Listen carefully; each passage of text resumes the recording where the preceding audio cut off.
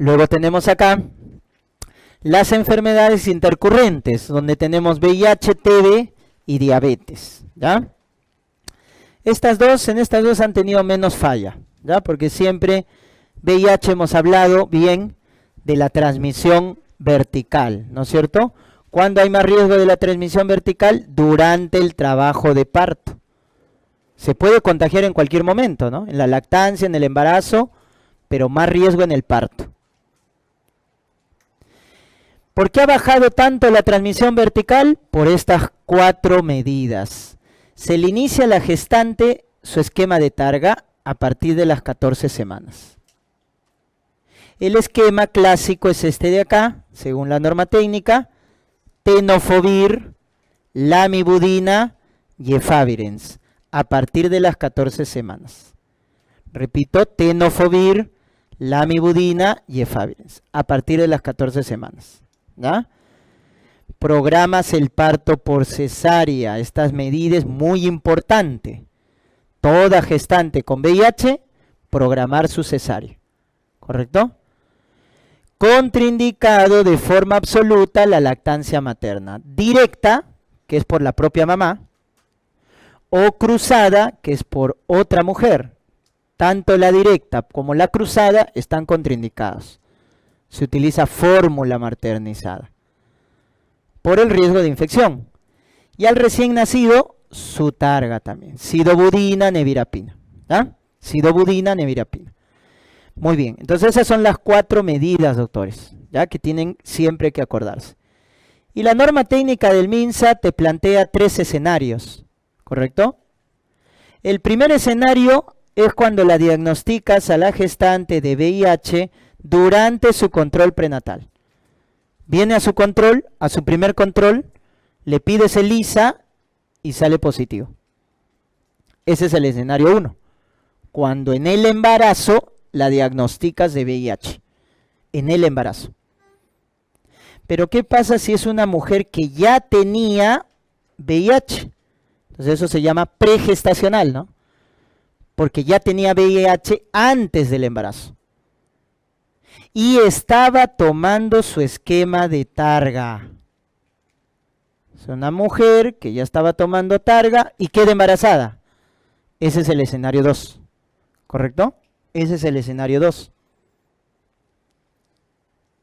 Porque si te dicen así, te quieren complicar, es una mujer que tenía VIH antes del embarazo, pregestacional, pero no estaba tomando targa. Eso es escenario 1. Miren, el pregestacional, si no estaba tomando targa, entonces es escenario 1. ¿Cuándo es 2? Cuando era antes el VIH del embarazo, pero estaba con su esquema de targa. Pregunta de examen. Pregunta del último examen. ¿Quién es escenario 2? La pregestacional, pero que estaba recibiendo su esquema de targa. Porque había otra alternativa que te decía que no estaba recibiendo targa. Y el 4, doctores, es durante el parto. Viene en trabajo de parto y ahí recién te enteras que tenía VIH. Ese es el escenario 3, durante el trabajo de parto. ¿Ya? Muy bien, entonces ese es el esquema. Cuando está indicado el parto vaginal, cuando viene en fase activa. Esta es la indicación más importante. He visto 2 preguntas, tanto en residentado como también incluso en subespecialidad, que te daban estas 2 alternativas. Miren. Te daban dilatado más de 4 y RPM más de 4 horas. Te daban las 2. Entonces, marquen la alternativa A. La dilatación más de 4. Esa es la indicación más importante para indicar parto vaginal. Si te dan a elegir entre las 2, dilatación más de 4. ¿Qué quiere decir eso? Fase activa. Fase activa. Entonces te pone en caso clínico, gestante con VIH en fase activa, ya no cesárea, parto vaginal. ¿Ya? Muy bien. Si te dicen está en 2, en 3, ahí sí cesárea. ¿Ya? Cuando está en fase latente. Membrana rota más de 4 horas o la carga viral menos de 1000 copias. También podemos darle ahí chance ¿no es cierto?, chance vaginal, cuando la carga es baja, menos de 1000 copias. Muy bien, TB, principal causa de muerte indirecta en la mamá. Pregunta, principal causa de muerte indirecta materna, de muerte materna indirecta, tuberculosis, ¿no es cierto? Nosotros somos uno de los países más frecuentes, prevalentes de TB, y también alta tasa de fertilidad en la mujer. Se combinan los dos factores, TB es frecuente entonces en la gestante, ¿ya? Primera diferencia con VIH, miren, no contraindica la lactancia materna. Si es sensible y su BK, su cultivo es negativo, no contraindica la lactancia. ¿Cuándo va a contraindicar? Cuando su BK, su cultivo es positivo o es multidrogo resistencia. Ahí sí contraindica la lactancia materna directa, pero sí puede ser cruzada, ¿correcto? Directa es la que contraindica. Entonces, esa es la diferencia, ¿eh? Acá no hay una contraindicación absoluta, que es relativa. Absoluta es cuando no tienes opción, ese es VIH. Acá es relativa. Puedes dar o podemos conservar la lactancia materna. Se contraindica cuando es BK, cultivo o drogo resistencia, ¿ya? Esquema clásico, 6 meses. Para una TB primaria, pulmonar o extrapulmonar, 6 meses de tratamiento, ¿no? 2 meses con los 4, iso, rifampicina, que es el núcleo, etambutol, piracinamida, y el que está contraindicado, acuérdense, es streptomicina, porque está asociado a sordera congénita, genera sordera congénita. Es preferible no utilizarlo. Y 4 meses con el núcleo, pues, ¿no? Rifa, iso, ¿ya? Rifa, iso. Doctores, en el examen les preguntaron, ese es el esquema, ¿verdad? 6 meses. ¿Qué pasa si tienes una TB y no tienes piracinamida? ¿Cambia o no cambia el esquema? Sí cambia, ya no es 6 meses. Si no utilizas piracinamida, la aumentas a 9 meses. 2 meses le das RIE, rifampicina, isoniazida, etambutol, no es streptomicina, es etambutol, y 7 meses de rifampicina, isoniazida. 7 meses de rifampicina, isoniazida. Esto es lo que recomienda la escuela americana, la CDC. ¿Por qué? Porque a mayor número de fármacos, obviamente va a generar mayor reacción adversa, ¿no es cierto? Esto no está exento de reacciones adversas, hepatotóxico, neuritis, etcétera. Entonces, los americanos prefieren este esquema. Menos fármacos, pero más tiempo. A diferencia del esquema peruano, que es más fármaco, pero menos tiempo, ¿ya? Si es una recaída, ¿no es cierto?, o abandono del tratamiento, el esquema es por 8 meses. Cuando es recaída o abandono, 8 meses. Y cuando ya es, ¿no es cierto?, las formas MDR, XDR, recuerden que ahí el tratamiento es individualizado y mínimo 24 meses. Mínimo 24 meses. Ya está. Entonces, esos son los esquemas que se plantea para tuberculosis, ¿ya? Muy bien. Y si damos para profilaxis, ¿qué utilizamos para profilaxis en una TB latente? Isoniazida, ¿correcto? Isoniazida, más piridoxina. El esquema americano es por 9, pero el peruano es por 6 meses, ¿ya? Entonces, MINSA, 6 meses de isoniazida. Profilaxis para TB latente, ¿ya? Muy bien. ¿Ya está? ¿Se han fallado de las enfermedades interrecurrentes? Sí. ¿Por qué? Porque generalmente acá, como hemos conversado en la primera vuelta, no hay un consenso, ¿ya? Pero hay que quedar en algo claro. Entonces, lo primero es la definición. Miren, para hablar de una diabetes gestacional, hablamos de una diabetes, ¿no es cierto?, que aparece por primera vez durante el embarazo. por primera vez durante el embarazo. O segundo o tercer trimestre. ¿Correcto? Doctores, si les dicen el caso específico, tiene 10 semanas, primer trimestre. Le piden glucosa en ayunas y acá sale más de 126. Si en el primer trimestre tienen los criterios de endocrino que tú sabes, de endocrino de diabetes, pero en el primer trimestre le pides glucosa en ayunas, sale más de 126, eso es diabetes pregestacional. Porque la típica diabetes gestacional aparece en el segundo y tercer trimestre. Porque ¿qué hormona está relacionada a la diabetes? Lactógeno. ¿Y cuándo alcanzaba su pico?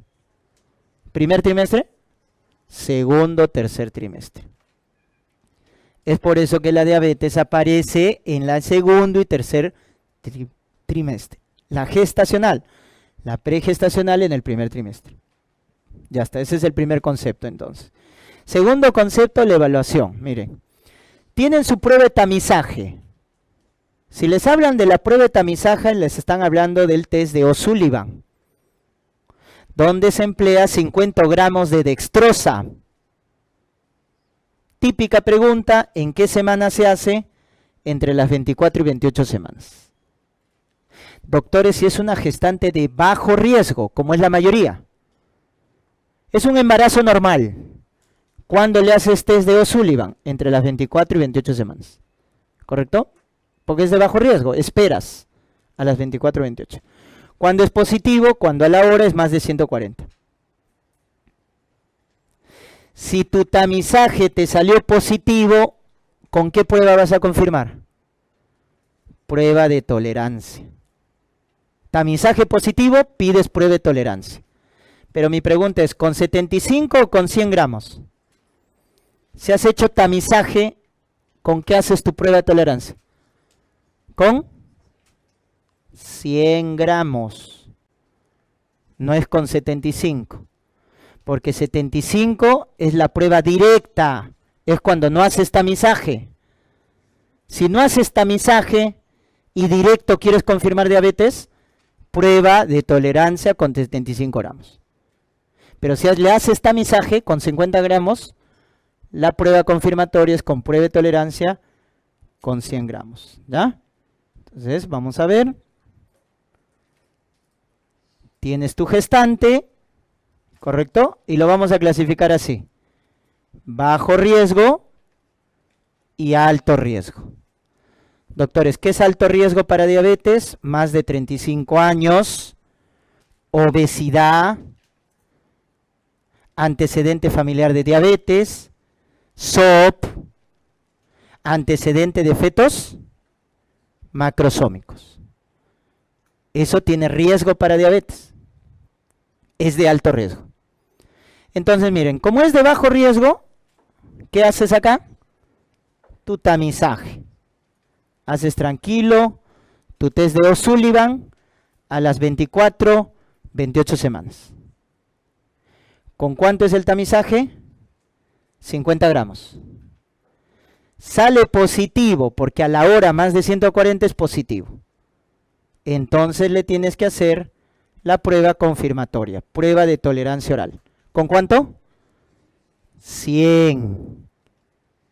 Por eso esto se llama prueba de los dos pasos. Diagnóstico de los dos pasos. Porque primero es tamizaje y luego prueba de tolerancia. Y cuando le das 100 gramos, doctores, para el resultado, ¿cuánto tiempo esperas? 3 horas. Por eso también le llaman la prueba de las 3 horas, cuando es 100 gramos. Porque mides a las 0 horas, a la hora, a las 2 y a las 3 horas. Entonces, ¿cuántos resultados tienes? 4. ¿Cuándo vas a hacer diagnóstico de diabetes? Cuando sale 2 resultados de 4 alterado. Ahí diagnosticas diabetes gestacional. Cuando 2 de esos 4 sale alterado. Ya está. Eso aplicas entonces. ¿Correcto? Si es de alto riesgo, doctores, te pregunto, si tiene alto riesgo para diabetes, ¿vas a esperar a las 24 o 28? ¿Vamos a esperar? No. Desde el primer control debería diagnosticar diabetes. Ya no tamizaje porque es de alto riesgo.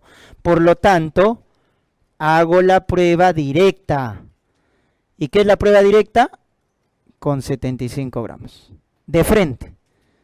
Y no esperas desde el primer control. Si es obesa, tiene antecedentes fetos macrosómicos. Le llaman la prueba de las 2 horas. Porque a las 2 horas te da el resultado. Y mides 3 valores. A las 0, a la hora y a las 2 horas. 3 valores. ¿Cuándo haces diagnóstico de diabetes? 1 de 3 valores alterados. 1 de 3 valores alterados. Acá sí, por si acaso, te doy los valores aproximados. Que están acá, miren. ¿Ya? Están acá. Miren, a las 0 horas, 92. A la hora, 180. Y a las 2, 155. Están 3 valores. Uno de esos 3, diagnóstico de diabetes. Diagnóstico de diabetes. ¿Ya? Ya está. Entonces, de esa manera se evalúa, doctores. Si es bajo riesgo, tu tamizaje y luego 100 gramos. Si es de alto riesgo, de frente, tu prueba directa de 75 gramos. Eso tiene que estar claro, ¿ah? Muy bien. Y las complicaciones para la mamá, parto traumático, más cesáreas, riesgo cardiovascular. En el feto, ¿cuál es la principal complicación? La macrosomía, ponderado fetal, más de 4 kilos. Y esto de acá está aumentado en el hijo de una madre diabética.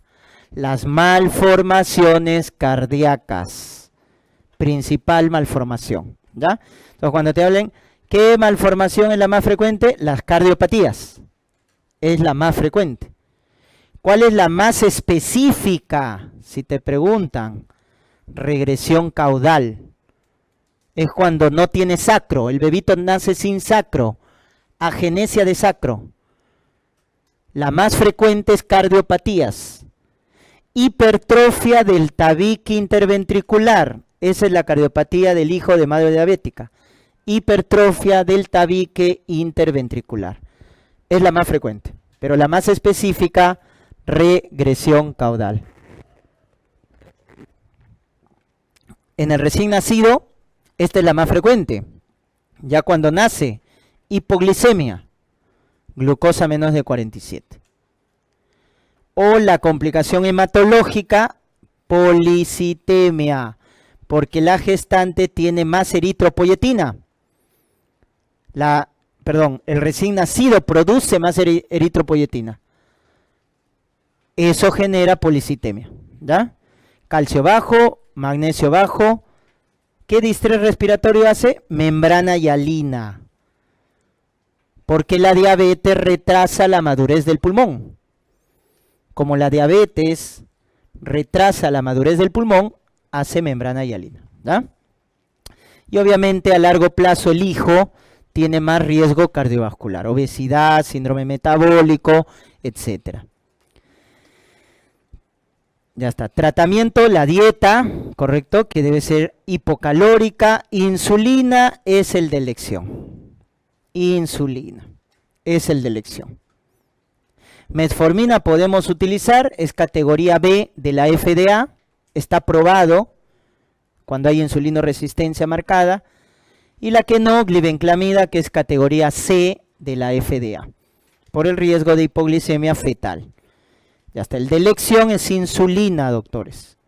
Metformina está probado y contraindicado las sulfonilureas, en este caso la de segunda generación, glibenclamida, ¿ya? Glibenclamida. Muy bien. En el caso ya de infección, recuerden, la corioamnionitis, hablamos de infección del líquido amniótico, tiene origen polimicrobiano, ¿correcto? Miren cuántas bacterias. Gram positivo, gram negativo, anaerobios, ¿correcto? Origen polimicrobiano. Esta es la vía de infección más frecuente, ascendente. Ascendente. Factor de riesgo, RPM prolongado. Parto prolongado. Entonces, mientras más demore el parto, mientras más demore el RPM, más riesgo de infección. ¿Y cuándo te vas a dar cuenta que es infectado? Cuando te dicen RPM con signos de infección. ¿Y cuáles son los signos de infección según los criterios de Gibbs? La mamá tiene fiebre en el tercer trimestre. Hace taquicardia, más de 100. El feto también, más de 160. Irritabilidad uterina, flujo maloliente. Ya te dicen RPM con fiebre materna, taquicardia fetal. Ya se infectó. Ya se infectó. En el hemograma, leucocitosis con desviación izquierda. ¿Y cómo confirmas? Con estudio de líquido amniótico. Cultivo GRAN. Ese es el gol estándar. Cultivo GRAN. Porque el líquido amniótico, recuerden, es estéril. Si sale GRAN, cultivo positivo, ya se infectó. Glucosa menos de 15, leucocitos más de 50. Nos indica bioquímicamente y citoquímicamente que el líquido está infectado. Es como en meningitis, ¿no? En un líquido cefalorraquídeo la glucosa cae, los leucocitos aumentan. ¿Ya? Algo similar. Pregunta de este año o del año pasado, ¿ya? El último examen. Te daban justamente gestante con RPM y tenía fiebre, taquicardia materna. ¿Cuál es la conducta? Terminar el embarazo. Pero te colocaban inducción del parto, cesárea, dar antibióticos, continuar el embarazo. Doctores, se termina. Cuando hay coreamnionitis, ya no te importa la edad gestacional. Tienes que terminar el embarazo. Lo más rápido. Y la vía de elección es vaginal. Muchos piensan que es cesárea. No, la vía de elección en primera intención es la vía vaginal. Por eso la respuesta era inducción de trabajo y parto. Inducción de trabajo y parto. Debemos terminar en menos de 6 horas. Si la inducción es fallida o tiene contraindicaciones para inducir, recién cesárea. Solo cuando no puedes hacer parto vaginal, cesárea. Y el antibiótico es complementario. ¿Cuál es el esquema de elección? Como sepsis neonatal. Entonces asocias. ¿Qué esquema doy para sepsis? Ampi-gentamicina. Igual es para corio. Ampi-gentamicina. Porque recuérdate, son las mismas bacterias, miren. Agalactiae E. coli, causantes de sepsis neonatal. Agalactiae y Escherichia coli. ¿Ya? Muy bien, ¿de acuerdo? Los signos de infección, termino por vía vaginal. Ese es el concepto de corio. Esta es la infección más frecuente en el embarazo. Te preguntan, la infección más frecuente en el embarazo y tú. Y no solo es la infección más frecuente, ¿no? Que es causada por bacilos gram negativos, a la cabeza Escherichia coli, sino que es la principal causa de sepsis en el embarazo. Principal causa de sepsis en el embarazo, bacilos gram negativos. Foco urinario.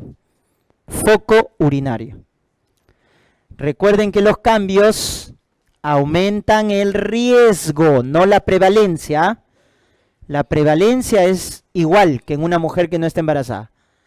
La diferencia es que aumenta el riesgo por los cambios. Mayor éstasis, mayor reflujo.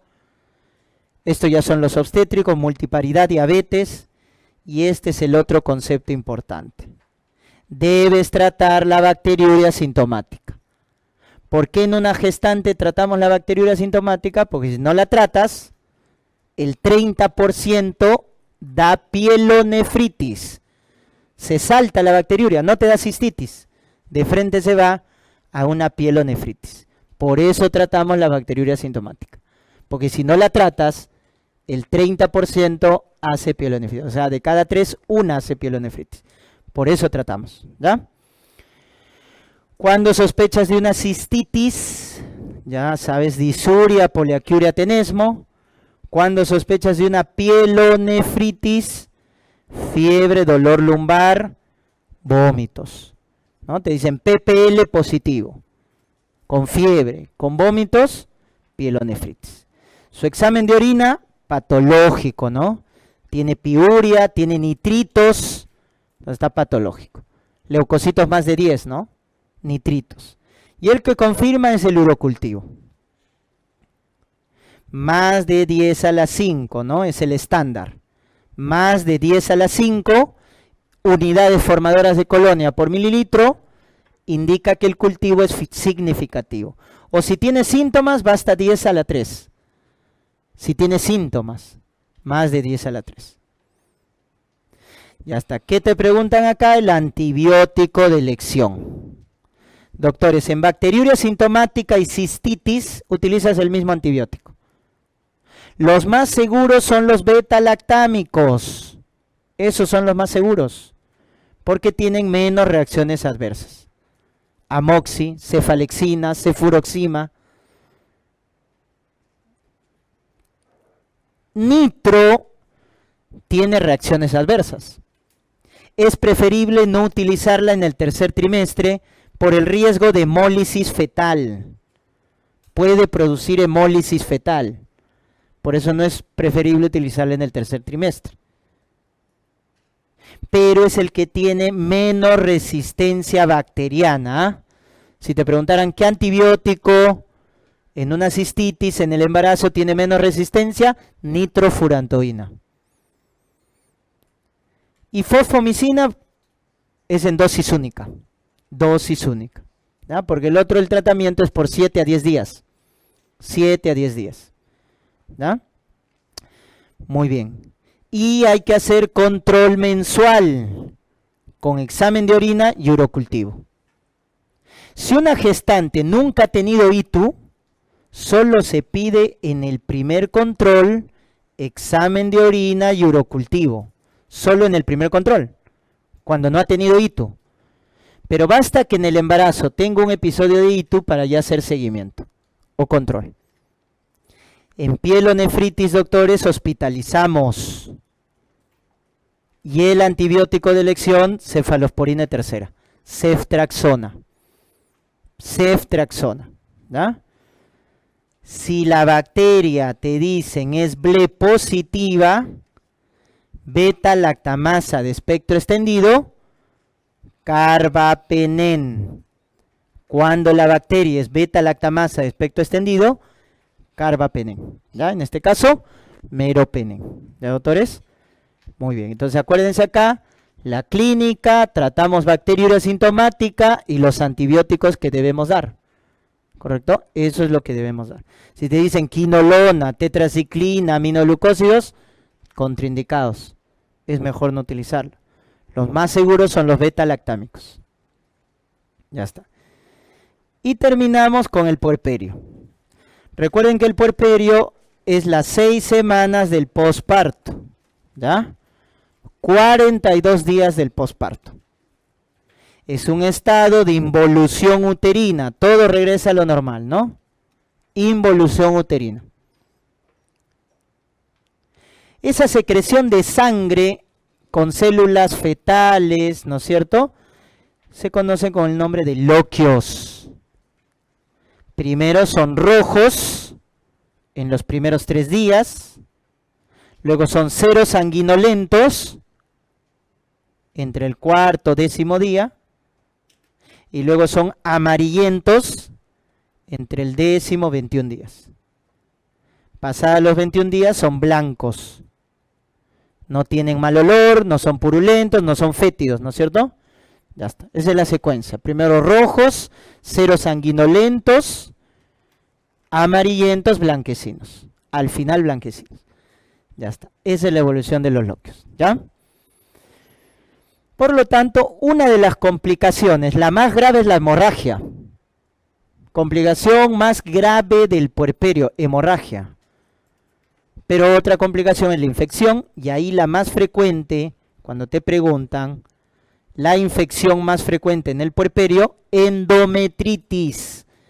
Es la infección más frecuente del puerperio. ¿Ya? Principal origen polimicrobiano, igual que corio. Pero acuérdate, acá predominan los anaerobios.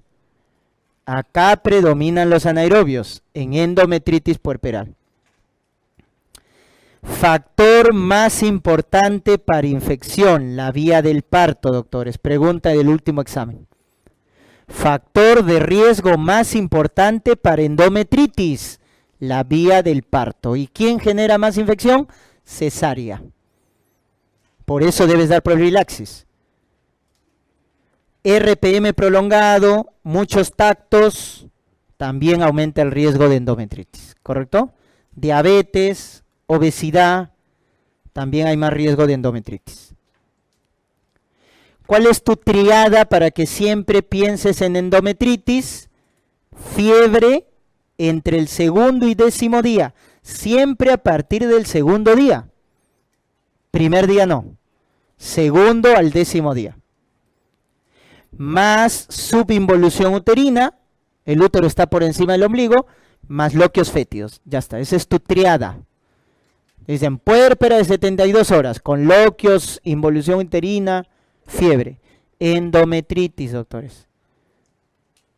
Si hace falla de órgano, obviamente sepsis puede causar falla de órgano, generando sepsis.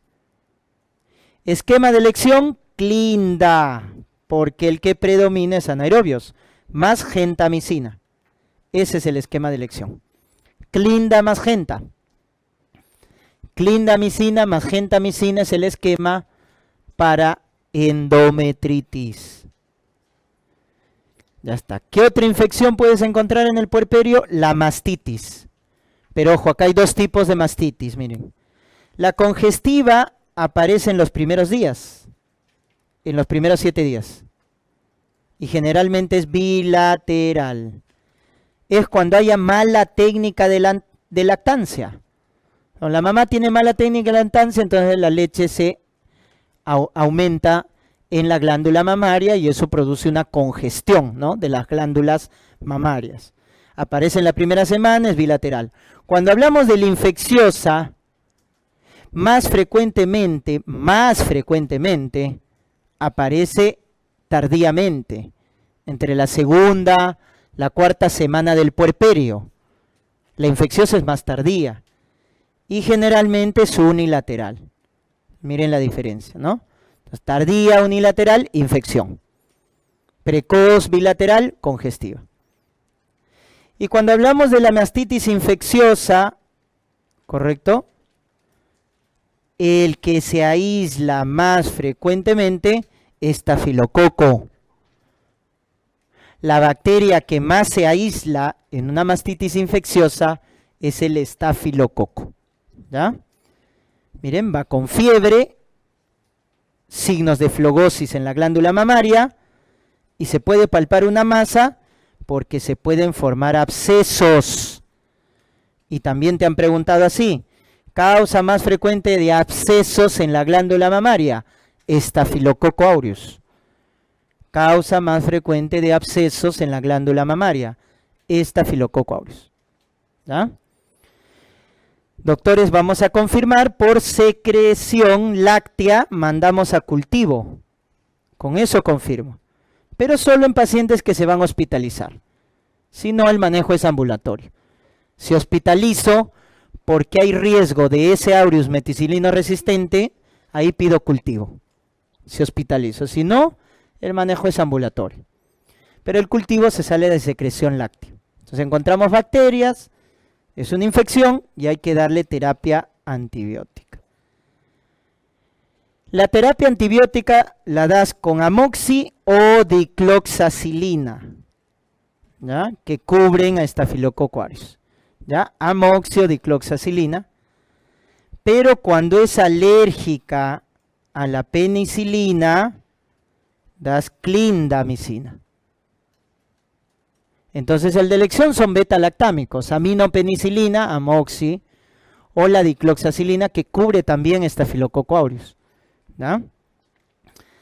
Si es alérgica a la penicilina, clinda, y cuando es causado por ese aureus meticilino resistente, que te pueden decir así, mastitis severa, que está produciendo sepsis. Ahí tienes que cubrir a ese aureus meticilino resistente. Por eso ahí tienes que indicar vancomicina. Vancomicina por vía endovenosa lenta. Si le das rápido a la vancomicina, ¿qué produces? Síndrome de hombre rojo. cuando haces infusión rápida de vancomicina. ¿Ya? Entonces, en casos severos, utilizamos vancomicina. ¿Ya? Bien, doctores, ahí hemos terminado. ¿Ya? El día de mañana ya continuamos con la segunda parte.